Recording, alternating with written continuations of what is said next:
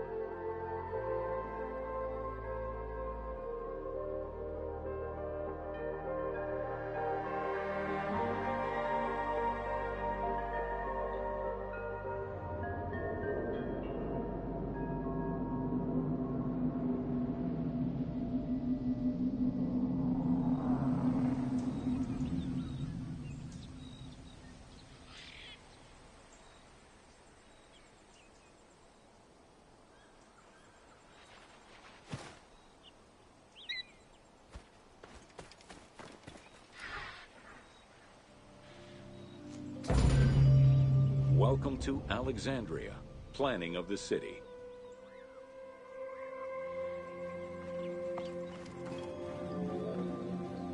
Alexander's plan to build his great city began with a verse from Homer's Odyssey. There is, in front of Egypt, in the sea with many swells, an island called Pharos. Guided by these clues, Alexander the Great founded his future city at the western end of the Nile Delta.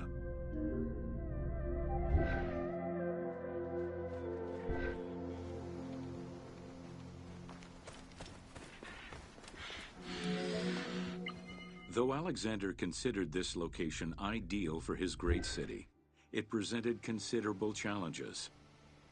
Too difficult to access during storms, the surrounding swamps threatened disease, and the limestone soil prevented the growth of healthy crops. However, due to the influence of his mentor Aristotle, Alexander the Great recognized that the true value was its strategic emplacement. Alexander knew that in controlling Pelusium to the east, Memphis to the south, and his crowning glory Alexandria to the west, he would create a triangular stronghold, allowing him to control the entire delta while giving him access to the Mediterranean.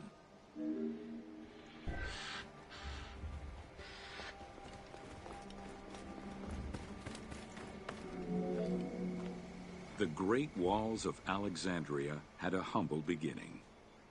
Lacking chalk to outline the future city's foundations, architects were forced to use flour instead. Clouds of migrating birds swept down and ate the flour, erasing the plans. This prompted Alexander to seek guidance from the oracles, who reassured him that his future city was destined to feed a large population.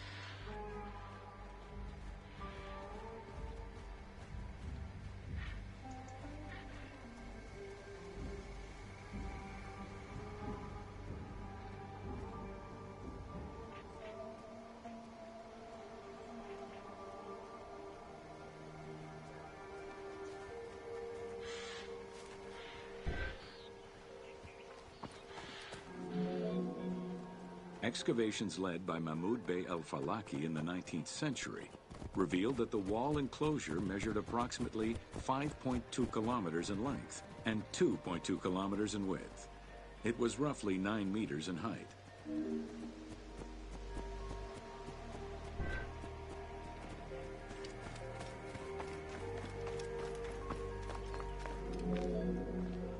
These formidable ancient walls would resist a number of attacks, including fending off the king of Syria in 169 BCE. It wasn't until 295 CE that they eventually fell to Roman Emperor Diocletian, and this only after 8 months of relentless assault.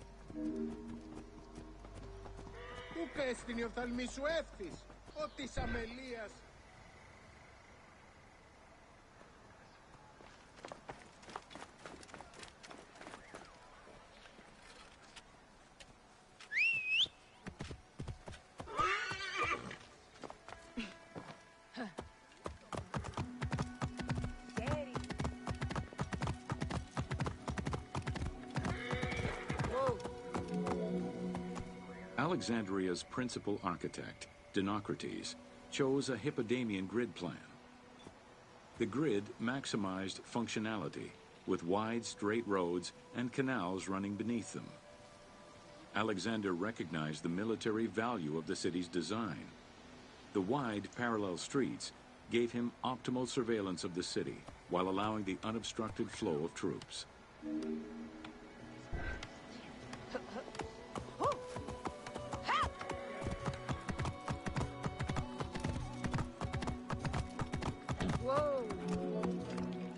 A central corridor ran from the Mediterranean's north port down to Lake Mareotis to the south. This thoroughfare acted as an unobstructed link for commercial trade and travel between the two ports. Many of the streets were bordered with grand buildings and parks, including Canopic Street, with its impressive gate bordering the eastern end.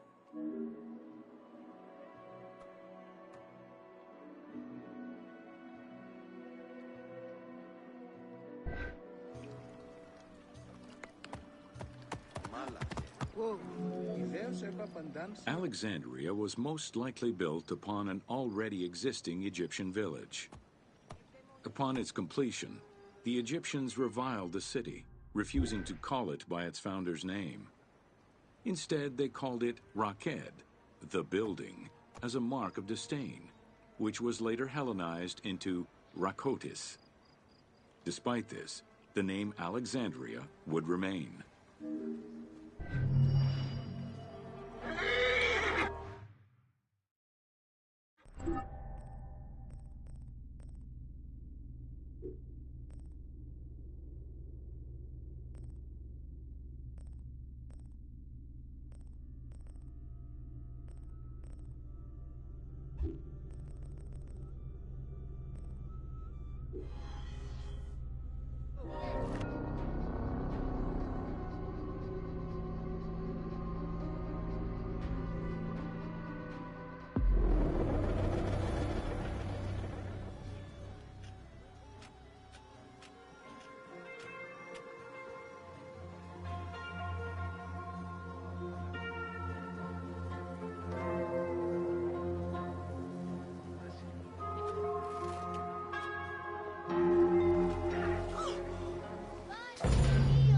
Welcome to Introduction to Alexandria.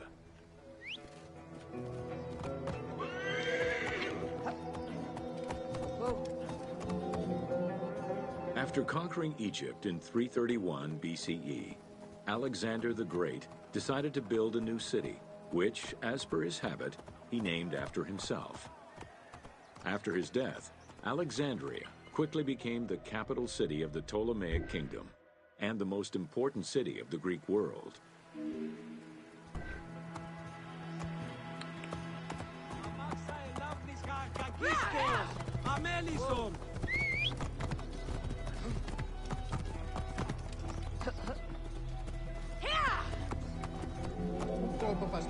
The city was built between the Mediterranean Sea and Lake Mareotis, which resulted in Alexandria becoming a crucial cultural hub and trading center.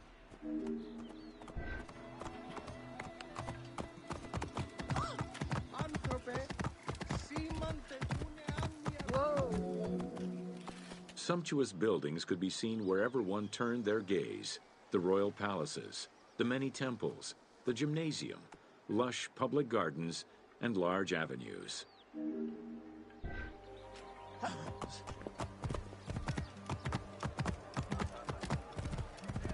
Whoa.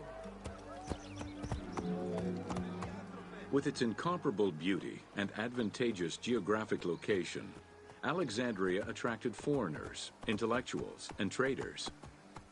One of the most cosmopolitan cities of the ancient world, Alexandria supplanted even Athens as the most important Greek city in history.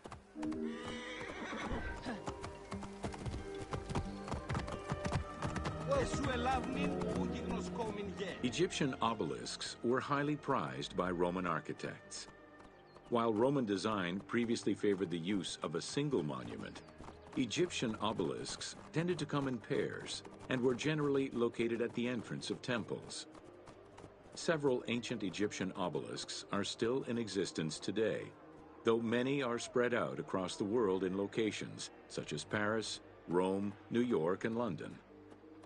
All of this shows that Alexandria was significantly influenced by the rich past of Egypt. Whoa.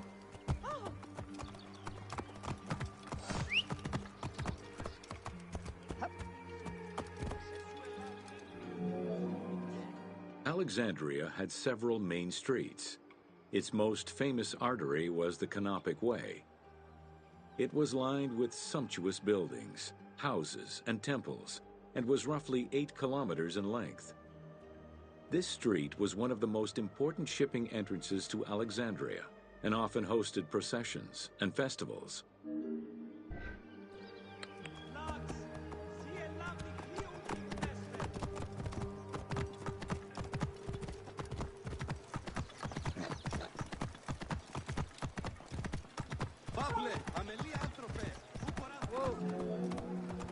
The width of the street, 30 meters, was abnormally large even by Greek standards. This is likely because the Canopic Way was made in a short span of time and based on an urban plan, as opposed to being slowly built over time, as was usual for the era.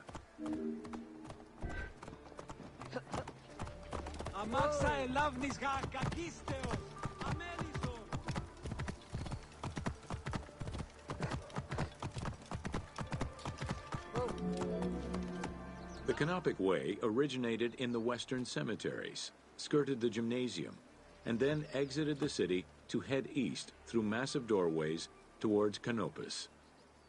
This structure was known as the Canopic Door.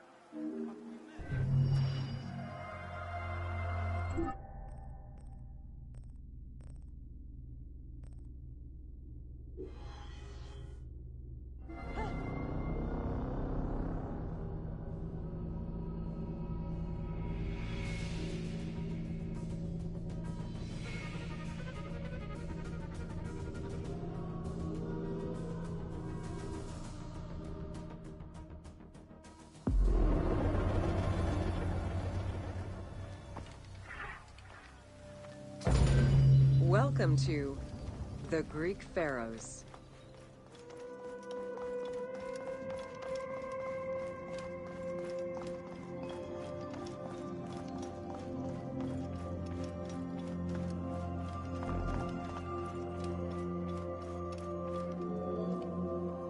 Pharaohs were considered divine incarnations of the gods. As an avatar of the gods living on Earth, the pharaoh's role was to preserve fundamental values and universal harmony by removing chaos, Izfet, and ensure that justice, Mot, prevailed. The pharaoh, by divine ancestry and through multiple offerings, was the bond that unites the world of men to the world of the gods and allows the maintenance of the cosmic order.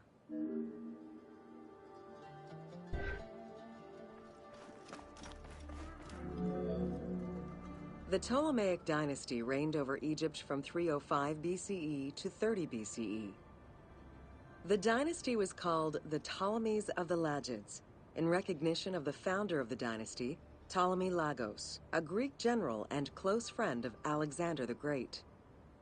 While Macedonian, Ptolemy Lagos understood that to be accepted by the Egyptian people, he would have to adopt their traditions. Upon assuming the title of pharaoh, he changed his name to Ptolemy I Soter, meaning savior.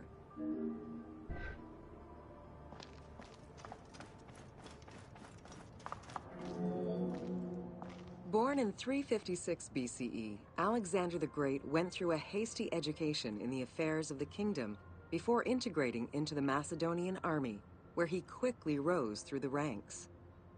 After his father's assassination in 336 BCE, which some believed was orchestrated by Alexander himself, he became king of Macedonia. Ruler of a unified kingdom and leader of a large army, Alexander set his sights on conquest. Eager to reclaim the Greek cities of Asia Minor, he took on the Persian forces, earning victory after victory.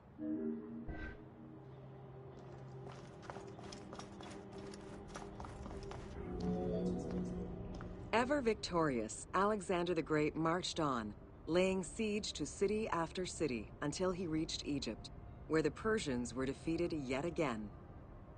Viewed as a liberator by the Egyptian people, Alexander decided to become pharaoh in due form.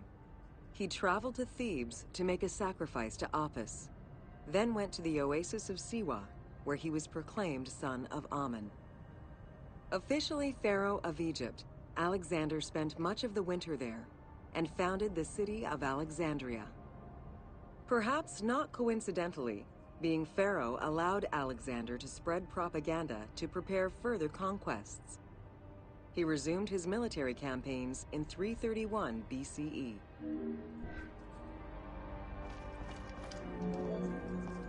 On his deathbed in 323 BCE, Alexander the Great gifted the satrapy of Egypt to Ptolemy Lagos. Perfectly aware of the value of Egypt, Ptolemy ensured not only the stability of the country's borders, but also its economic and military development. At the same time, he worked with the Egyptian elite to maintain the internal order of the country.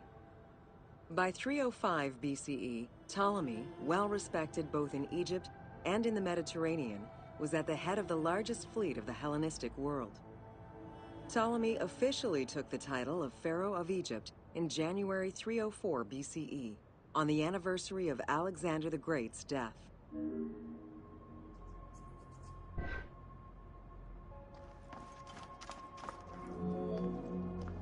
Alexander died in Babylon in 323 BCE. His remains were placed first in a solid gold sarcophagus, and then within another. The casket was carried in an ornate custom wagon, gilded and set with precious stones, and pulled by 64 mules crowned with gold. The funeral procession was diverted to a grandiose temple in Alexandria, built in the conqueror's honor under the orders of Ptolemy I.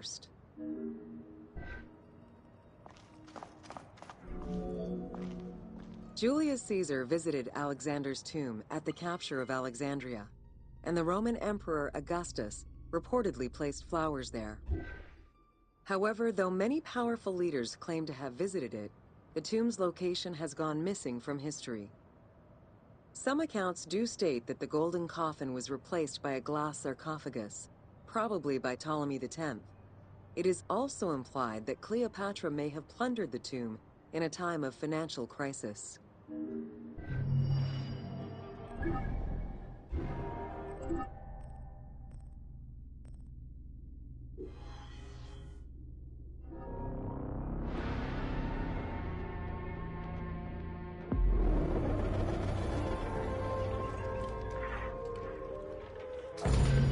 Welcome to Cleopatra, Queen of Egypt.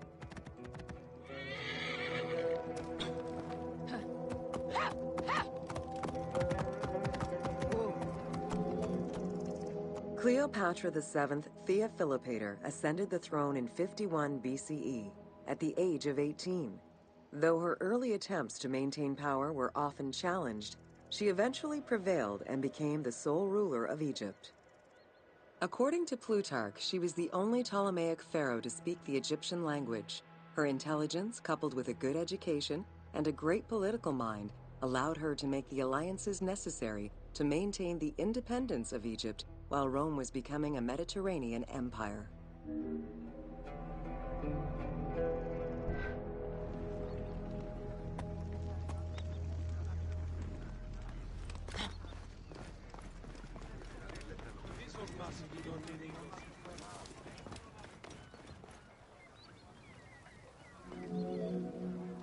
It is important to understand that Cleopatra's knowledge of Egyptian language and keen understanding of the culture allowed her to make powerful ideological reference that resonated with ancient Egyptians.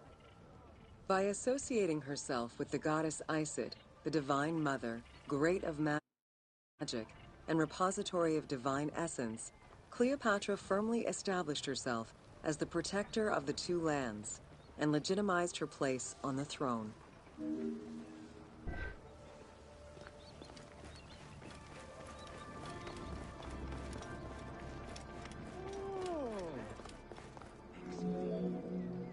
Upon his death in 51 BCE, Ptolemy XII Aulus bequeathed his kingdom to his daughter and eldest son, Cleopatra VII and Ptolemy XIII. As was custom, the siblings were married. The new pharaoh was 10 years old, his sister wife 17. The early years of their reign were not easy. Between 50 and 48 BCE, droughts and floods aggravated Egypt's problems. General Achilles and the royal advisor Pothinos kept intervening in the young ruler's political decisions, and eventually colluded to turn Ptolemy XIII against Cleopatra. By 48 BCE, Cleopatra was in exile.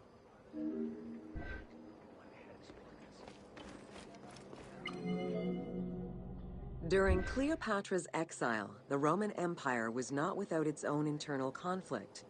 Caesar and Pompey were at war with one another, and after his defeat in 48 BCE, Pompey fled to Alexandria in the hope of finding refuge. This turned out to be an unwise decision. Listening to his advisors, Ptolemy XIII elected to have Pompey assassinated, his head kept as a gift, in the hopes of acquiring Caesar's favor. This gambit backfired. Instead of earning approval, the murder of a Roman greatly angered Caesar.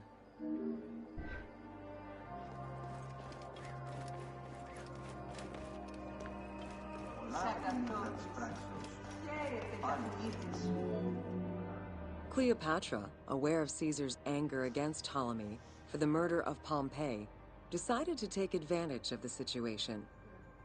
She returned to Egypt in secret, hoping to establish an alliance with one of the most powerful men of the time. Outside of the legend, where she had herself smuggled into his quarters in a carpet, what exactly happened during that fateful meeting remains a mystery. However, Caesar seemed to see a better ruler for Egypt in Cleopatra than in her young and too easily influenced brother. Invoking Ptolemy XII's will, Caesar attempted to mediate peace between the siblings.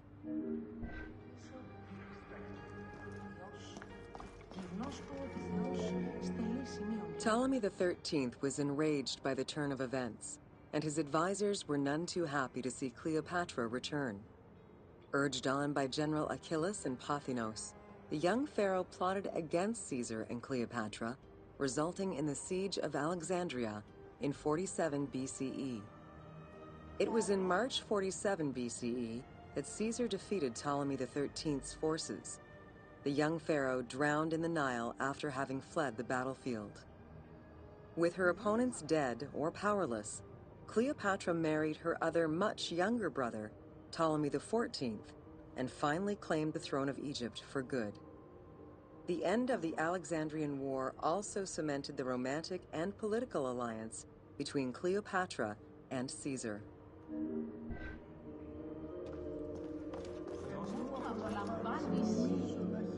In June of 47 BCE, Cleopatra gave birth to a son, whom she called Caesarion. Caesar did not accept the boy as his heir, choosing instead his nephew Octavian. Nonetheless, on his return to Rome, Caesar invited the queen and her brother husband to stay in the city. Her presence still drew much disapproval from the Senate. Always a strategist, Caesar left 4 legions in Egypt, and a man he trusted to direct Egyptian affairs, giving him control of the wheat supplies essential to Rome. Cleopatra and her entourage remained in Rome until March 44 BCE, when Caesar was murdered.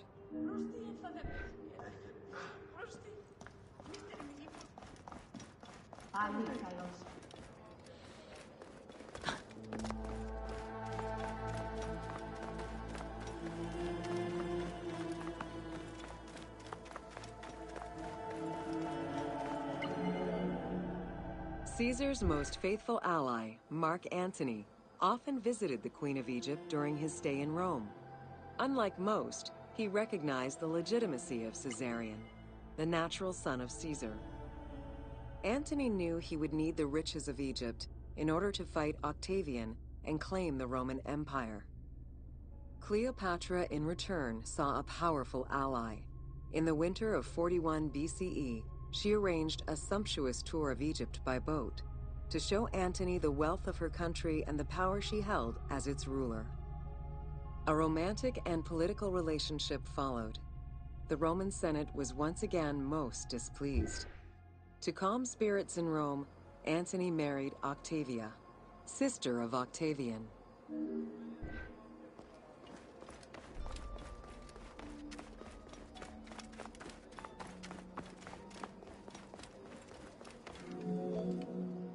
Despite his marriage to Octavia, Antony remained Cleopatra's lover, and she gave birth to their children. Cleopatra increased her kingdom's territory and started a political propaganda alongside her lover in Egypt and beyond. She hoped to create a Ptolemaic federal empire with Alexandria at its center. Antony eventually repudiated his Roman wife for the Egyptian queen, much to the dismay of the Roman elite. However, while Mark Antony focused on Egypt, Octavian carefully gained military and political ascendancy over him in Rome.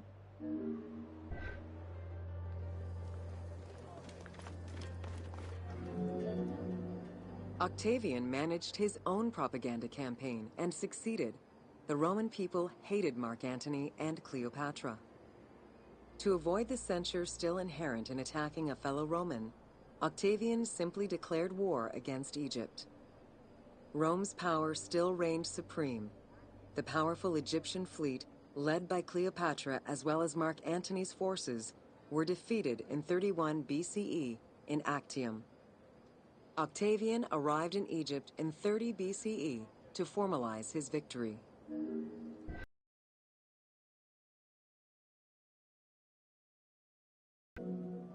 The following events remain difficult to confirm due to the many versions and legends around them. It is believed that after hearing a rumor about Cleopatra's suicide, Mark Antony committed suicide himself. He was brought to the queen as he slowly passed away. Knowing that Octavian would have her chained and paraded through Rome in defeat, Cleopatra planned her own suicide. She most likely killed herself with arsenic, though admittedly, the version where she uses an asp to deliver a fatal bite may be considered more dramatic. What happened to the body of Cleopatra is still a mystery.